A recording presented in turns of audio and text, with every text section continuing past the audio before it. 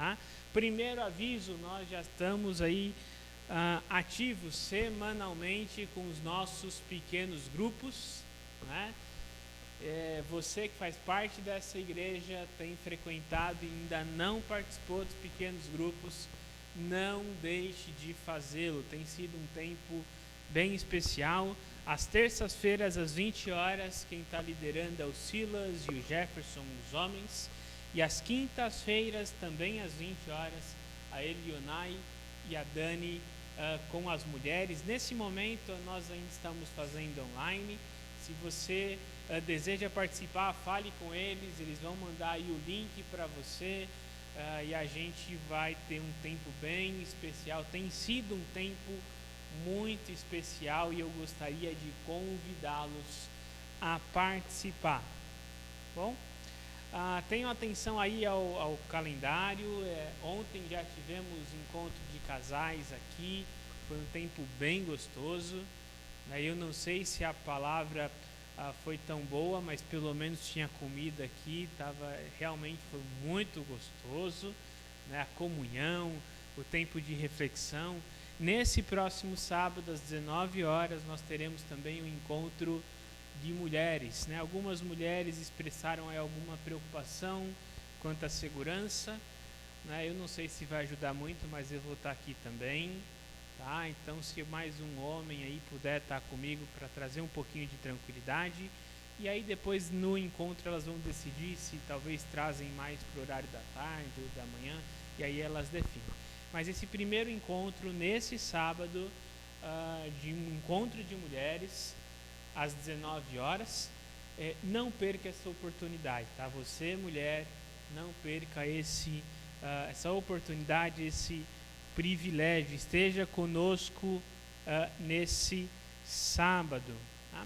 No domingo que vem, você que é membro dessa igreja, você também está convocado. Já lemos a convocação na semana passada e talvez hoje ainda ao final do culto eu vou ler de novo essa convocação.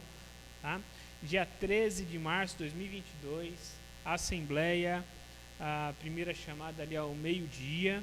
Tá? Uma assembleia que eu espero que seja muito rápida, tá? Não se preocupe, é somente para a leitura da ata da última assembleia aí e aprovação, então eu acho que não teremos grandes dificuldades, tá? Então por isso que ainda faremos no domingo.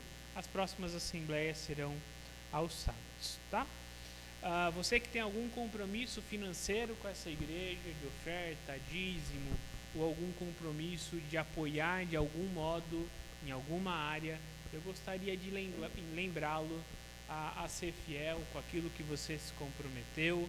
Tá? Nossa igreja tem sido abençoada, tem avançado, Deus tem sustentado até aqui, e esse sustento vem com a generosidade dos irmãos. Então, antes ainda da mensagem, eu gostaria aqui que nós orássemos agora pela vida financeira da nossa igreja, agradecendo a Deus por você que tem fielmente contribuído e tem mantido essa obra e contribuído com o reino aqui, e orado para que Deus também nos dê graça, nos dê sabedoria de como usar os recursos que Ele tem nos dado.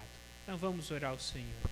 Pai amado, Pai querido, muito obrigado, Senhor, porque até aqui o Senhor tem nos sustentado.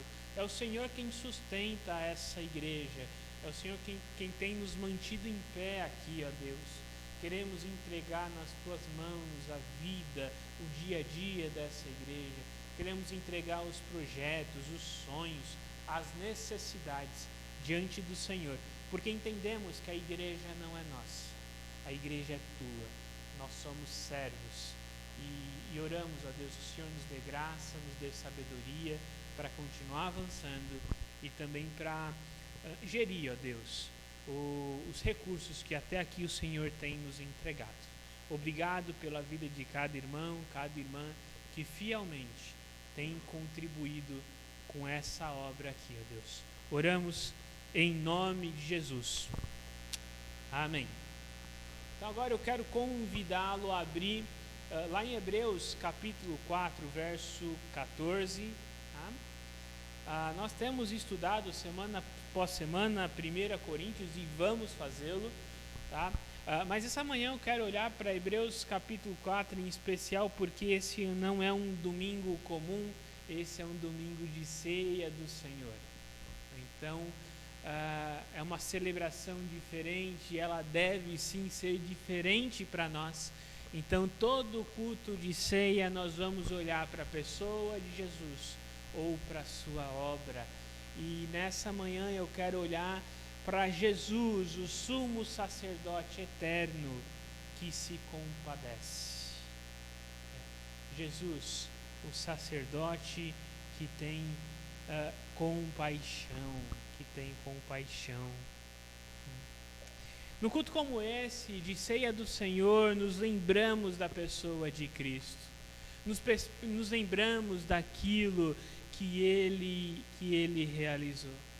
Eu acho muito bonita a forma como é expressa lá em Filipenses capítulo 2, verso 6, em que diz que Cristo sendo Deus, quando Paulo fala assim, seja a mesma postura ou atitude de vocês, a mesma de Cristo Jesus, que embora sendo igual a Deus, não se apegou à sua posição, e ele se torna homem, e morre uma morte de cruz. É isso que a ceia nos lembra, um Deus que se faz carne, um Deus que se torna humano, um Deus que paga uma dívida que nós não poderíamos pagar. E isso é impactante quando a gente olha na história bíblica. Um evangelho que perde o seu sentido na capacidade humana. Um Deus que se faz carne, ele não é compreendido. A gente falou bastante disso quando a gente estudou Colossenses, né? Um Deus que não fazia sentido nem para um grupo, nem para o outro.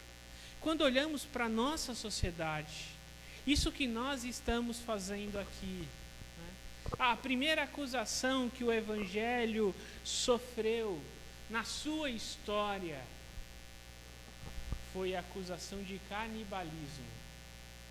Já imaginou isso? Olha, aqueles que se encontram, eles são canibais. Por quê? Porque eles se reúnem para comer o corpo e beber o sangue. Mas o que essa realidade ela representa? O que essa realidade ela nos lembra? Não é? Cristo, ele se fez carne. E um texto como o de Hebreus, eu gosto muito desse texto, os versos 14 até os versos Hebreus 4, 14 até o 16.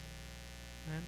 Aqui o autor de Hebreus, ele está discutindo nesse bloco uma série de instituições de Israel e explicando que a nova aliança é superior à antiga. Ele começa por Moisés, o grande profeta, e quem sabe mês que vem nós falamos um pouquinho de Jesus como um profeta superior, né? Jesus como um rei superior, como um sacrifício superior, né? Mas aqui ele aborda o tema do sacerdócio. E é um bloco em que o autor de Hebreus, ele vai construindo Jesus, a nova aliança é superior à antiga em todos os seus aspectos. E quanto ao sacerdócio eu fico impressionado. Olha o versículo 14. Portanto, visto que temos um grande sumo sacerdote que adentrou os céus, Jesus, o Filho de Deus, apeguemo-nos com toda a firmeza à fé que professamos, pois não temos sumo sacerdote que não possa compadecer das nossas fraquezas, mas sim alguém que, como nós, passou por todo tipo de tentação sem pecado. Assim, aproximemo-nos do trono da graça com toda a confiança, a fim de recebermos misericórdia e encontrarmos graça que nos ajude no momento de necessidade. A discussão das instituições, a discussão da superioridade da nova aliança, ela não vem em um contexto teológico. O autor de Hebreus, ele não era um teólogo que estava ali na sua torre de marfim, preso no escritório e diz assim, olha, vamos comparar aqui as instituições. Olha, vamos avaliar. Vamos ver aqui o que é superior a quem. Não é? Será que Adão tinha umbigo? Não tinha umbigo? Será que os anjos têm sexo? Será que o sacerdócio é melhor ou pior? Não. A carta aos Hebreus, ela é escrita para trazer perseverança a um povo desanimado. Perceba que ele já começa, olha, visto que temos um grande sumo sacerdote que adentrou os céus, apeguemo-nos com toda a firmeza à fé que nós professamos. A preocupação do autor de Hebreus é a firmeza, é a fidelidade, é o compromisso de uma igreja num momento de perseguição.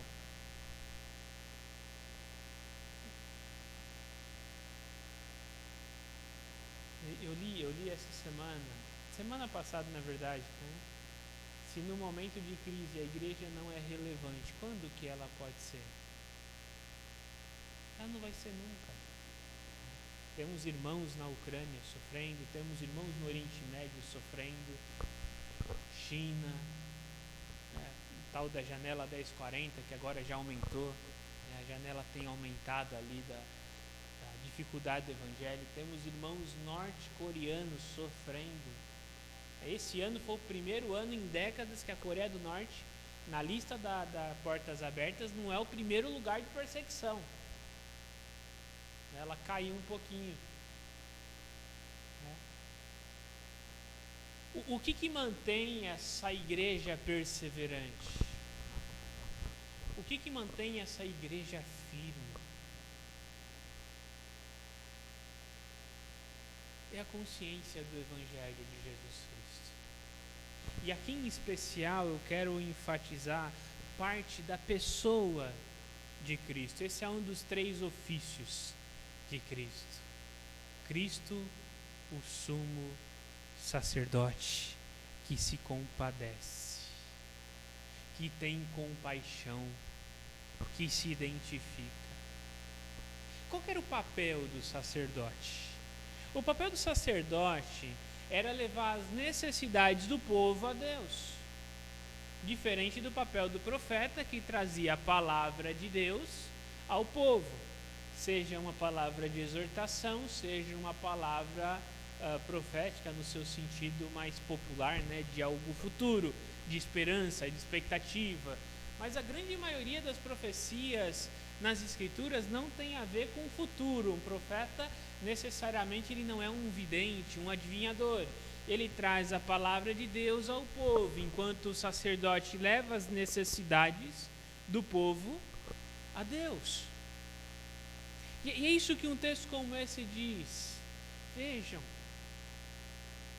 nós podemos nos manter firmes em Cristo Jesus, porque Ele se identifica com a nossa dor. Ele se identifica com a nossa limitação. Né? Ele sofreu todo tipo de tentação. Isso me tranquiliza, porque eu não sei você, mas eu sou tentado com frequência. Né? Gostaria de não cair com tanta frequência. Cair cada vez com menos frequência. E ter que pedir perdão, e retornar perdão a pessoas, perdão a Deus. Mas a realidade é que isso me tranquiliza, porque eu tenho um sumo sacerdote que leva as minhas necessidades a Deus e que Ele sabe o que é ser tentado. Ele sabe o que é sofrer, fisicamente, emocionalmente. E é isso que eu gostaria de nos lembrar num culto desse, como ceia. Numa ceia como essa, quando a gente pega o elemento do pão, Eu estou me movimentando, vai dar microfonia, depois eu vou tomar bronca do Igor e a gravação vai ficar bem bonita, né? Deixa eu voltar aqui porque quando eu pego um elemento como esse do pão, eu preciso me lembrar que Cristo, Ele se fez carne. Ele se fez carne para assumir o meu lugar. Ele se fez carne para assumir as minhas limitações. Deus é um Deus completamente humano, com uma alma humana, emoções humanas, parte material e imaterial. Deus não tinha só a carcaça humana.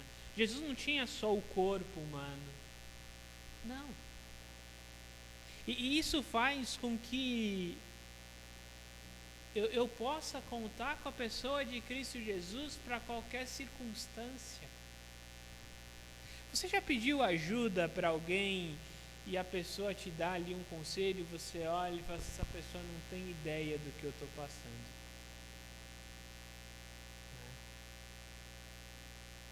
Bom, se você já foi adolescente, provavelmente você já sentiu isso com seus pais, né? Aí ele não sabe o que eu estou passando. Quem ter filho adolescente, então, né, aí é o desafio dessa fase. Mas muitas vezes, né, eu com filho pequeno agora, eu estou aprendendo bastante. E quantas vezes a gente dá conselhos, recebe conselhos e de fato a gente não entende. Geralmente quando eu vou fazer uma visita, alguém que perde um pai, uma mãe, né, eu me limito a dizer o seguinte: meus pêsames, oraremos pelo consolo de Deus. E olha, eu não sei o que você está passando. Eu não sei. Porque eu não perdi os meus pais. O que eu posso oferecer aqui é o consolo que vem de Deus. Mas eu sei que a pessoa de Cristo que se faz carne, ela pode consolar alguém com uma perda trágica. Quando a gente olha um ambiente de guerra, tanto um lado quanto o outro, em diversos países, né? A Rússia e a Ucrânia estão em evidência, né? Mas o Oriente Médio está em guerra há anos. Palestina, Israel. Quantas vidas perdidas. Como consolar um pai e uma mãe que perde um filho? Eu brinquei logo que o Natan nasceu, ele ficou 2 dias na UTI. E eu conhecia o Natan há 1 semana mais ou menos.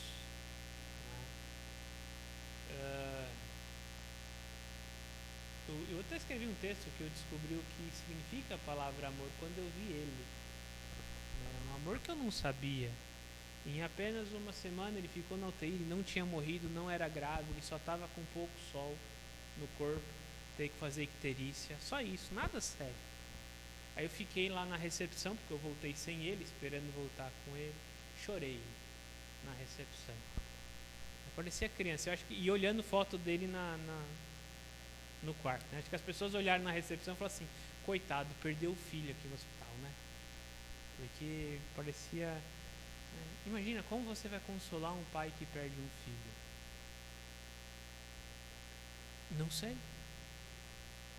Eu vou me limitar e dizer, eu vou orar pelo consolo de Deus. O que eu posso fazer aqui, eu não vou falar para você que vai ficar tudo bem. Eu não vou falar para você que eu entendo. Mas eu posso afirmar que há um Deus que compreende essa dor. Há um Deus que não perdeu o controle. Há um Cristo que é um sumo sacerdote que se compadece da minha e da sua dor, da minha e da sua limitação. Quando eu sou tentado, eu posso clamar ao Senhor. Independente da tentação, e aqui a gente vê um grupo heterogêneo, né? A minha tentação como homem, nos meus 30 anos, com filho pequeno, geralmente vai numa direção. A tentação de um adolescente, de um jovem, de alguém solteiro, de um casal sem filhos, de um casal com filhos, de um casal que os filhos já estão criados, agora já tem neto, ou de alguém que não se casou e o tempo avança, de alguém que se divorciou. De cada categoria, de cada tipo de indivíduo é diferente. E mesmo com toda a criatividade do mundo, eu nunca conseguiria alistar todas essas tentações. E talvez eu não vou saber dizer exatamente qual que é a eficácia, a eficiência e o desafio dessas tentações para você. Talvez tem tentações que para mim são mais difíceis e para você são fáceis. Tentações que para você são mais difíceis e para mim são fáceis. Mas nós temos uma garantia de que há um sumo sacerdote que também foi tentado.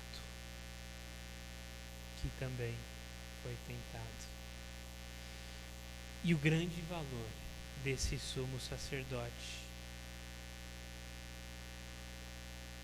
é que ele não só se faz carne para se identificar conosco, mas Hebreus 7:27 vai dizer que ele é o Cordeiro. Eu quero só introduzir um pouquinho isso, porque quem sabe num próximo mês de ceia nós vamos falar simplesmente do que significa Cristo ser o Cordeiro. Essa imagem do Cordeiro, ela começa em Gênesis capítulo 3. Um animal, ele é sacrificado para tampar a vergonha do casal.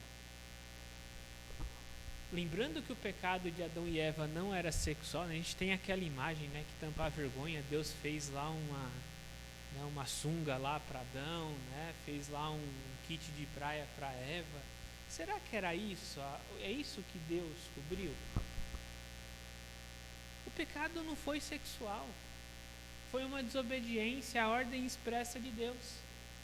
Me parece fazer sentido que ali o primeiro animal morto para cobrir essa vergonha, ela tem uma relação direta com o sacrifício que seria repetido pelo povo de Israel ano após ano para a expiação dos pecados. Essa imagem do Cordeiro, ela se desenvolve, ela chega em Jesus, o Cordeiro de Deus que tira o pecado do mundo, de acordo com o Evangelho de João, da boca de João Batista. Essa ideia, ela continua se desenvolvendo, ela vem na ceia. Jesus diz que ele é o símbolo do pão agora, que na Páscoa era quem? Era o sacrifício. Era o Cordeiro sacrificado quando Israel sai do Egito. Em Hebreus é brilhante, é fantástico como o autor fala do Cordeiro. E finalmente em Apocalipse, o Cordeiro, ele salva o dia. João, na sua visão, ele olha para o lado e ele chora porque não havia ninguém digno de abrir os selos. Sem entrar no detalhe do que é o selo, o que é a trombeta, que aí eu brinco que se você juntar 10 teólogos para explicar Apocalipse, você vai ter 12 visões diferentes. Mas o fato é que João, na sua visão, ele olha, chora, ninguém era digno de abrir o selo, até que vem o Cordeiro que foi morto. A imagem de Jesus como Cordeiro, ela perpassa toda a Escritura.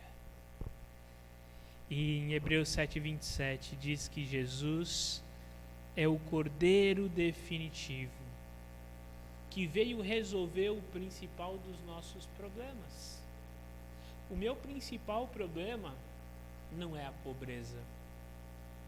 Apesar de ser um grande problema, ninguém gosta de ser pobre, né?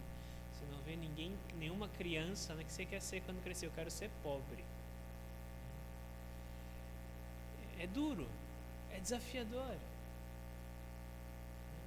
O meu principal problema não é a fome, apesar de ser um problema enorme. Não é a miséria, não é o conflito. Não. O meu principal problema é o pecado que me separa de Deus.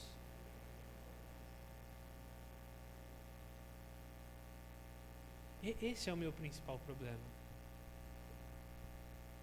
É eu não poder me relacionar com o meu Criador. É por isso que um culto como esse, em que celebramos a ceia, os elementos da ceia não podem perder a sua posição. Quem sabe, talvez daqui a 2, 3 anos, 36, 40 mensagens de ceia, né? Talvez, não sei se vai faltar texto, não sei. Mas se faltar, a gente começa de novo. Sabe por quê? Porque quando chega no grupo pequeno na terça-feira, a gente já não lembra direito do que foi pregado no domingo, né? Nós precisamos sempre ser relembrados dessas realidades. É por isso que Jesus ordena que façamos sempre em memória dele. A igreja primitiva, ela parece que ela celebrava a ceia diariamente, em todos os encontros. Não é uma regra, mas pode ser útil, né? Pensou nós marcarmos aí uma janta todas as noites juntos e nos lembrarmos do que Cristo fez? Que bênção. Não sei se a gente ia ter agenda em São Paulo, né? Às vezes marcar a visita com os irmãos, então os irmãos vão falar, vamos marcar a visita? Vamos, já vai fazer 6 meses e a gente ainda não conseguiu ajeitar a data. E assim, a nossa vida é corrida. E é por isso que nós separamos um domingo, pelo menos um domingo por mês, em que nós interrompemos a exposição sistemática. Né? Não é porque o pastor não teve tempo de olhar para Coríntios aí vou falar alguma coisa da ceia que é temática. Não. É porque a nossa tendência é nos familiarizarmos com tudo aquilo que é repetido. Não é? Você já se pegou, olha só, eu já me peguei fazendo isso tantas vezes. Estou cantando um louvor, não é? E tá lá, um louvor gostoso, bonito. E a hora que eu olho, eu estou cantando o louvor de uma forma tão automática que eu canto a letra certa, eu já sei de cor, mas eu estou aqui pensando, nessa semana eu tenho reunião, né? Eu tenho que buscar esse item não sei aonde, eu preciso resolver tal problema, eu preciso visitar fulano, eu preciso ver um cliente, eu preciso resolver isso aqui do trabalho, a casa ela não ficou muito ajeitada, vai vir visita, hoje é domingo, né? Vai vir algum parente, provavelmente um cunhado, pedir dinheiro emprestado, né? Vai aparecer lá, eu preciso arrumar. E o louvor tá rodando. Muitas vezes o ato de cultuar, ele cai na rotina. E muitas vezes até mesmo a celebração da ceia, ela pode cair na rotina. Então o meu propósito numa manhã como essa é nos lembrarmos de que o que nós celebramos aqui essa manhã não é mais uma atividade religiosa. Não é mais um evento. Não. Nós precisamos nos lembrar que Cristo, sendo Deus, se faz carne, assume o meu e o seu lugar, derrama o sangue E mais do que ser um sacrifício, como sumo sacerdote, ele se compadece da minha e da sua necessidade, seja ela qual for, eu podendo elencar ou não essa necessidade. Como é desafiador a vida cristã muitas vezes. Eu me lembro que estava no seminário e tinha um professor que ele dizia uma coisa, ele disse uma vez uma frase que eu achei espetacular. Assim, é muito fácil ensinar a soberania de Deus. É muito fácil ensinar. Se você abrir a Bíblia num lugar aleatório, abrir em Ezequiel aqui, muito provavelmente eu vou encontrar alguma coisa para falar da soberania de Deus. A Bíblia, ela expressa a soberania de Deus a todo momento. Mas como é difícil confiar na soberania de Deus quando as coisas saem do meu controle. Quando parece que eu tenho mais mês do que salário, quando eu perco alguém querido, quando há um conflito, como é difícil confiar na soberania de Deus. É por isso que vem um texto como esse em Hebreus, de uma igreja que era perseguida fisicamente e economicamente. Pessoas perderam negócios, perderam tudo, perderam família por seguir a Cristo Jesus. E por isso estavam abandonando, deixando de congregar. O autor de Hebreus vai dizer, olha, se mantenham firmes, porque Deus não perdeu o controle. E Cristo Jesus, Ele é um sacerdote superior ao da antiga aliança. E Ele se compadece da minha e da sua dor. Jesus, o sacerdote eterno, conhece as minhas necessidades e assumiu o meu lugar. Jesus, o sacerdote eterno, conhece as suas necessidades e também assumiu o seu lugar. É com isso que eu quero que você saia nessa manhã. E eu quero deixar aqui 2 desafios. O primeiro deles, entregue aos pés da cruz as suas necessidades cotidianas. Entregue a Ele. Coloque diante dele. E segundo, confie no Cristo que o salvou para ajudá-lo nessas dificuldades. Confie e entregue. Nem sempre é fácil, mas esse é o nosso desafio nessa manhã. Vamos orar mais uma vez? Pai amado, Pai querido, muito obrigado, Senhor, por sua bondade, por sua graça, por sua misericórdia. Obrigado a Deus, porque até aqui o Senhor nos sustentou. Queremos entregar, ó Pai, as nossas vidas nas tuas mãos e confiar na sua obra. Confiar na sua soberania e nos lembrar que o Senhor é um sumo sacerdote que se compadece das nossas necessidades. Oramos em nome de Jesus. Amém. Vamos cantar mais um louvor, vamos adorar ao Senhor com alegria. Vamos colocar em pé e vamos adorar ao Senhor?